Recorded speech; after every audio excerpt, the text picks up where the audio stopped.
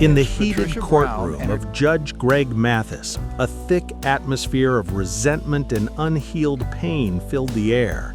This wasn't just a simple dispute over money. It was the total collapse of a long-term friendship, where kindness and irresponsibility clashed in a legal battle fueled by tears. Right from the start, the audience was stunned. Tony Brown, the son of the plaintiff, broke down in heavy sobs right in the middle of the court. The choking cries of a grown man painted a tragic picture of the darkest days of their lives. Tony recounted with a trembling voice how he and his mother had been kicked out of their home with nowhere to go and not a penny to their names.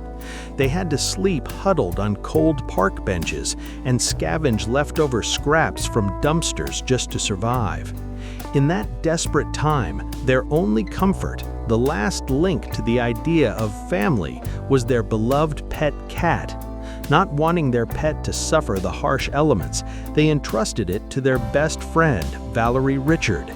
However, once their lives finally stabilized and went back to find that one piece of comfort, they were met with a cold rejection from their old friend. They sued Valerie for $3,000 in severe emotional distress, accusing her of kidnapping their soul. But when Judge Mathis turned to the defendant, the story took a shocking 180-degree turn. Valerie Richard was no villain in a drama. She stood there with ironclad evidence to defend her side. She produced a stack of veterinary bills and pet care receipts spanning 4 long years, a number that completely contradicted the plaintiff's claim of just a few months. Valerie declared boldly, "I wasn't holding the cat hostage. I saved its life when its owners disappeared without a trace for nearly half a decade." The debate exploded. Judge Mathis, with his sharp eyes, began peeling back the layers of the truth. He questioned Tony, pointing out that if the love for the cat was truly that great, why hadn't he sent a single dime or a single bag of food to support it over those 1,460 days? Tony's confusion was clear. His tears were no longer enough to hide his long-running irresponsibility. The courtroom reached a boiling point when Valerie countersued for $1,420 in boarding costs, creating a tug-of-war between emotion and logic. Tony screamed repeatedly, accusing Valerie of betraying their friendship, while Valerie simply smirked, believing her kindness had been pushed way past the limit.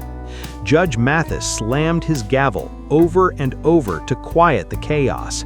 He sternly reminded everyone that this court operates on evidence, not over-the-top emotional performances.